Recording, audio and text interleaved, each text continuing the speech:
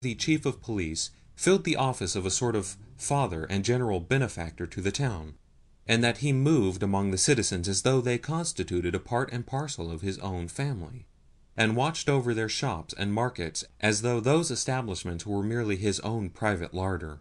Indeed, it would be difficult to say, so thoroughly did he perform his duties in this respect, whether the post most fitted him, or he the post. Matters were also so arranged that though his income more than doubled that of his predecessors, he had never lost the affection of his fellow townsmen. In particular did the tradesmen love him, since he was never above standing godfather to their children, or dining at their tables. True, he had differences of opinion with them, and serious differences at that, but always these were skilfully adjusted by his slapping the offended ones jovially on the shoulder, drinking a glass of tea with them, promising to call at their houses and play a game of chess, asking after their belongings, and, should he learn that a child of theirs was ill, prescribing the proper medicine. In short, he bore the reputation of being a very good fellow.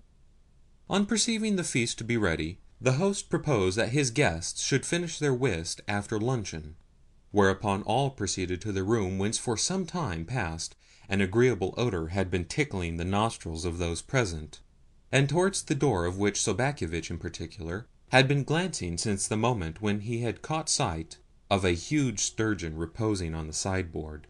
After a glassful of warm, olive-coloured vodka apiece, vodka of the tint to be seen only in the species of Siberian stone whereof seals are cut, the company applied themselves to knife and fork work, and, in doing so, evinced their several characteristics and tastes. For instance, Sobakevitch, disdaining lesser trifles, tackled the large sturgeon, and, during the time that his fellow guests were eating minor comestibles, and drinking and talking, contrived to consume more than a quarter of the whole fish, so that, on the host remembering the creature, and, with fork in hand, leading the way in its direction and saying, "What, gentlemen, think you of this striking product of nature?" there ensued the discovery that of the said product of nature there remained little beyond the tail, while Sobakevitch, with an air as though at least he had not eaten it, was engaged in plunging his fork into a much more diminutive piece of fish, which happened to be resting on an adjacent platter. After his divorce from the sturgeon, Sobakevitch ate and drank no more, but sat frowning and blinking in an armchair. Apparently the host was not a man who believed in sparing the wine, for the toasts drunk were innumerable. The first toast, as the reader may guess, was quaffed to the health of the new landowner of Kherson, the second to the prosperity of his peasants, and their safe transferment, and the third to the beauty of his future wife, a compliment which brought to our hero's lips a flickering smile. Lastly, he received from the company a pressing, as well as an unanimous, invitation to extend his stay in town for at least another fortnight, and, in the meanwhile, to allow a wife to be found for him. "Quite so," agreed the President.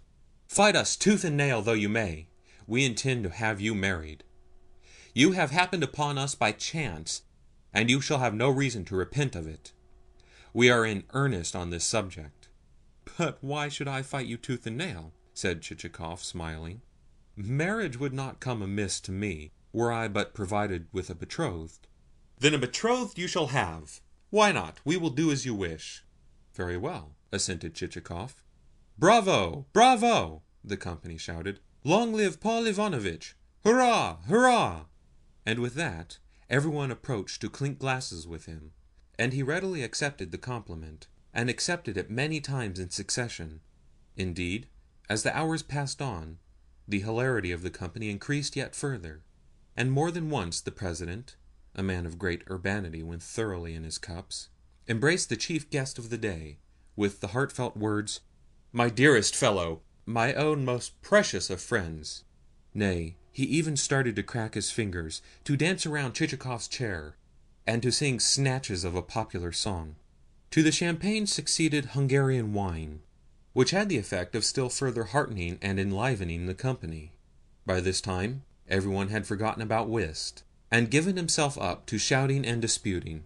Every conceivable subject was discussed, including politics and military affairs, and in this connection Guests voiced jejune opinions for the expressions of which they would, at any other time, have soundly spanked their offspring.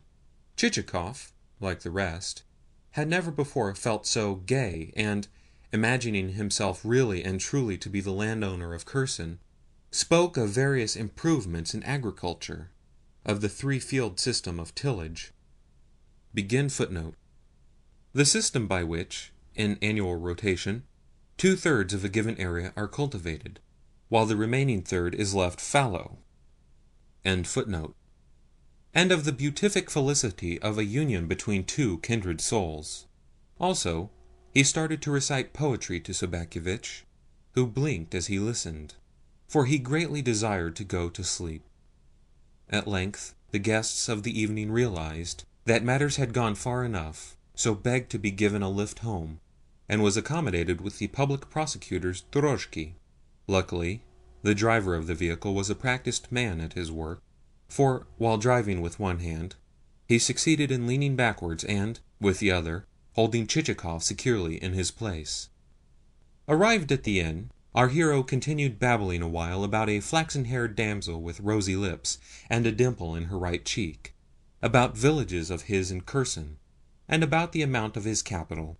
Nay, he even issued seigneurial instructions that Selifan should go and muster the peasants about to be transferred, and make a complete and detailed inventory of them.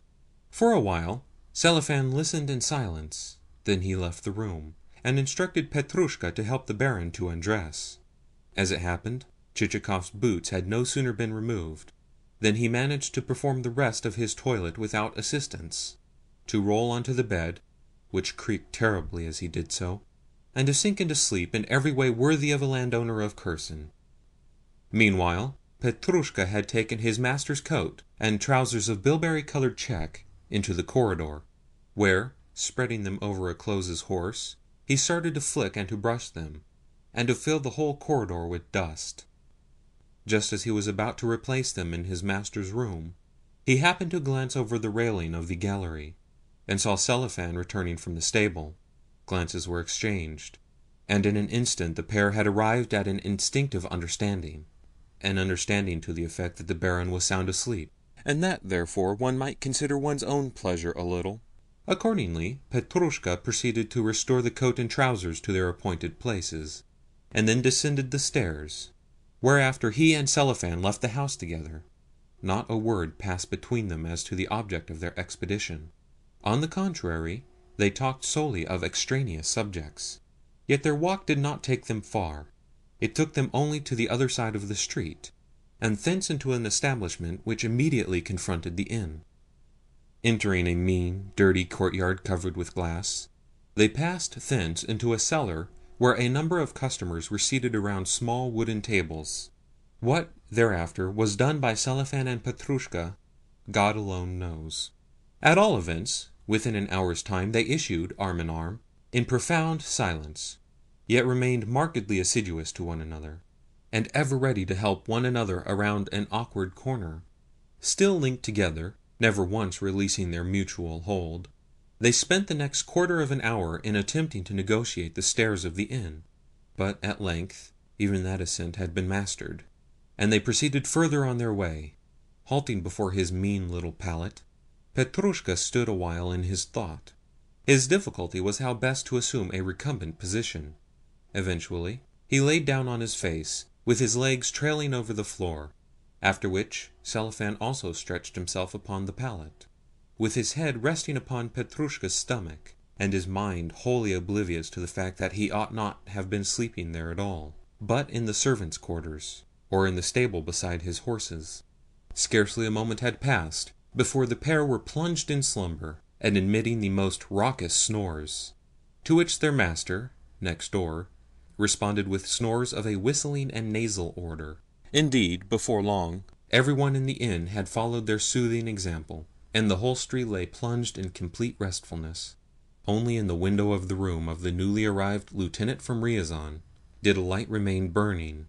Evidently he was a devotee of boots, for he had purchased 4 pairs, and was now trying on a 5th.